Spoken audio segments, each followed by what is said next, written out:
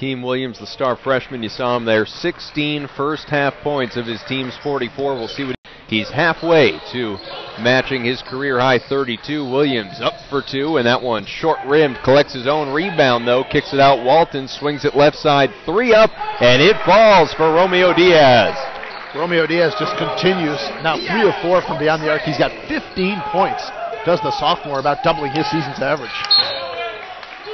It has been a two-man tandem of Williams and Diaz so far in the first now 20 minutes and 30 seconds of this contest, and a 19-point advantage for UML. It's funny, coming out of the locker room, Diaz was talking to one of the student workers, and she said, "You're a beast," and he said, "I know." It was very matter-of-fact. Not the first time he's heard that, I guess. Not. Rebound here by Diaz for the Riverhawks. Career high for Diaz is 23 points. This is a young man, speaking of Diaz, that scored 51 points once in a high school game. Granted, it was double overtime, but still, anytime you can get 51, that's pretty impressive. Another three attempt for Diaz, and that one rebounded by Southern Connecticut as Williamson came down with it. Up the court here, it's the Owls again. McCarter circles, goes to the corner now, handed off Hamlet, guarded closely by Walton. Back from McCarter, thinks about a three, left side for Hamlet again. Takes in down the baseline, gives it up in traffic, and up and in. Is McCarter able to draw the foul as well? McCarter will get a three-point opportunity here. First 2 points of the game for Chaz McCarter, the senior guard. Foul against Diaz, his second here this afternoon. Oh, good job there by, you see McCarter moving with moving without the ball, I should say, as Hamlet operated baseline. That's you can't stand around and watch, just keep moving. Led to a wide open easy two. McCarter got that one to fall. 3-point play for the guard. Trying to answer back with a three-pointer as it was front rimmed by Williams. UMass-Lowell, though, keeps possession. Welch with it. Top of the three-point line, right side, it's Williams again. McCarter on Williams, swings right side for Diaz. Inside Welch, up off the glass and off the mark, rebounded by Southern Connecticut. A lot of contact there and no call. Zito got it up the court quickly, but tapped out of play by Hamlet, and checking in now for the Owls is Greg Langston. He had a big first half, 9 points. Diaz and Hamlet having a pretty animated, although somewhat understated discussion right in front of us. I'm not sure they were talking about plans after the game. How Shakespearean, isn't it? Romeo Diaz and very good Ravon Hamlet. No wherefore art thou Romeo going on here on this court. Very well done, partner. Appreciate the literary reference. 16-point lead for UML. At the line here, you'll see UMass-Lowell's John Corbasio, affectionately known, of course, in the room there by head coach Greg Gorenda and his teammates as Botch. Whatever's easiest. Whatever's easiest. Sinks the first. He's got just one of those glue-type guys. He's a solid performer. He's consistent. He's not a guy that's going to score 20, but he's a banger. He's going to do little things. He's going to get on the ground for you. And, you know, you love to have guys like that, especially when you have guys like Williams and Diaz that can score the ball for you. You got to have some role players like that.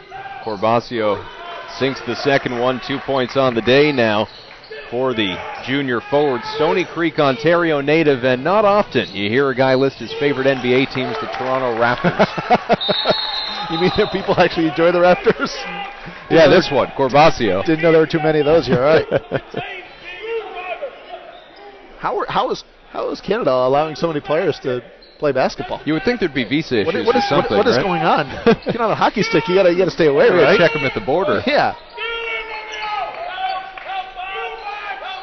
Ball handled here by Hamlet, turns around, leaves it in the paint, and kicked out of bounds. Williamson couldn't get a hold of it. I feel like Hamlet feels like he has to do everything for this team, and it's beginning to weigh on him a little bit. Just swing the ball, repost. You know, every time he touches, I feel like he's got to feel like he's got to make a perfect pass or make a shot for his team. You don't need that from him right now. Well, unfortunately, in the first half, I'm not sure he would have been wrong, though. That's true. Not thinking much else. As Diaz continues his outstanding afternoon. He got off to a great start to the first half, slowed down for a little while, but busting right out of the gate here again in the second half of play. Already 17 points for Diaz. He's well on his way to potentially his career high, as we talked about being 23 points, just a sophomore, and boy, one of the many young, talented Riverhawks here in Lowell. He came in averaging just under 11 points a game. Welch with the ball. Kicks it out for Diaz. He's feeling it. That one, not feeling it as much, though. Yeah, that was a bit of a heat check type shot, and not a good one according to his sideline. Travel, and that one's going to sting for McCarter, who got the 3 to fall. That was pretty funny, actually. From where we're sitting, you could hear that Michael Donnelly, who's actually sitting down now, he said, did he make that call or did you? And he was referring to was the UMass-Lowell sideline and head coach Greg Herendon. The official took some umbrage to it, so keep an eye on that going forward. I think Coach Donnelly getting a little frustrated right now looking at his team trailing by 20.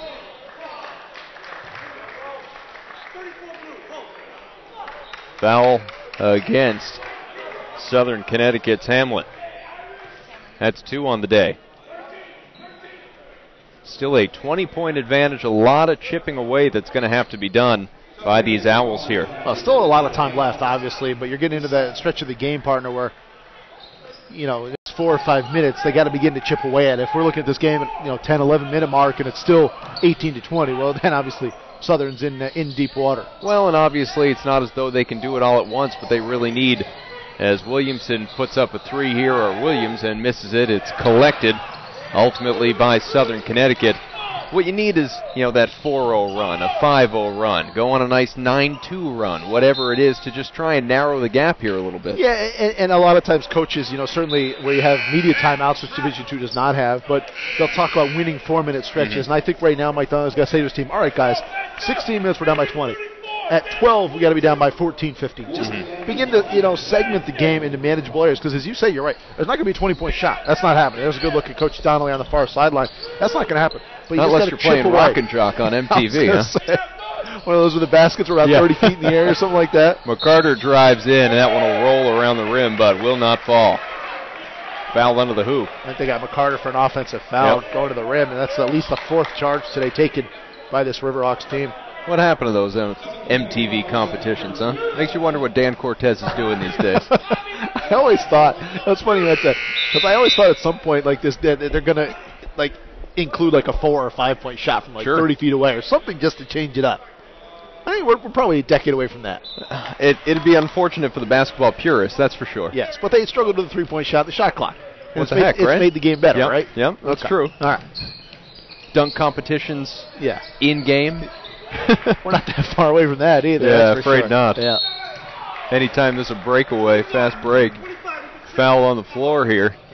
Darrell Ward guilty of the illegal screen there. He kind of kicked his left foot out, and he'll take a spot on the bench. Back in comes Heeman Honore. Heeman, by the way, spelled Heman. Yeah. Sophomore forward might be too young for the old He-Man. One of 5 sons of his parents. Imagine the dinner table was quite an event with the size of Mr. Honore. I wonder what his brothers look like, but he's listed at 6'5", 240, and that might be a little on the light side. Well, that might be the toughest thing to imagine, is to picture 4 other dudes like that. 4 or 5 guys that size, yeah. Exactly. Underneath the hoop, and a shot up and a foul underneath the basket. Kerry Weldon able to draw the contact. We haven't talked much about Weldon, but he's a very talented player, freshman, swing player, kind of right now in the shadow of Diaz, and similar type game, similar type player, but big upside of this young man. 3 points per game, 3 rebounds per game, struggles mightily at the line, but another very talented slasher wing type player for this UMass-Lowell squad. Well, he'll get an opportunity. His team up by 20. Maybe it's the Southern strategy. You got to foul this guy at the line. Weldon now 8 of 21 this year from the stripe. Did not look good shooting that one. New York native. Kerry Weldon will line up for opportunity number 2. Second attempt is up, and front rim no good. Southern, you foul that guy. They can beat you from the line. Southern up the court, left side Hamlet, guarded closely here by Honore.